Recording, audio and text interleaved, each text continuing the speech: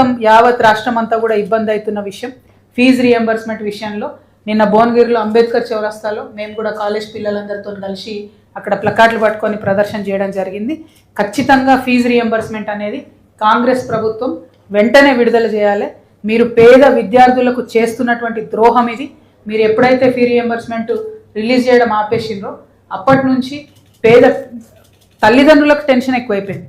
పిల్లల్ని స్కూళ్ళలో నిలబెట్టి అవమానిస్తున్నటువంటి సందర్భాలు ఎక్కువైపోయినాయి. అంటే ఇంకా కూడా తెలంగాణ రాష్ట్రంలో పేద విద్యార్థి ప్రైవేట్ దాంట్లో చదువుకోవాలంటే భయపడేటటువంటి పరిస్థితి ఉంది.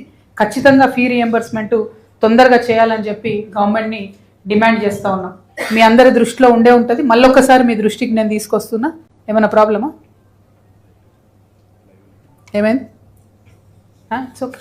అయితే మీ అందరినీ నేను రిక్వెస్ట్ చేస్తున్నా, పేద విద్యార్థుల తరఫున నేను కౌన్సిల్లో ముఖ్యమంత్రి గారిని నిలదీస్తే ఆనాడు ఆయన మాట ఇచ్చారు ముఖ్యమంత్రిగా, ఏమని, పాత బకాయిలన్నీ తీర్చేస్తాం, కొత్త ఫీ రీఎంబర్స్మెంట్ ఏది పెండింగ్ ఉన్నా కూడా వెంటనే మేము నెల నెల చెల్లిస్తామని చెప్పి కౌన్సిల్ సాక్షిగా ఆయన చెప్పడం జరిగింది ముఖ్యమంత్రి గారు.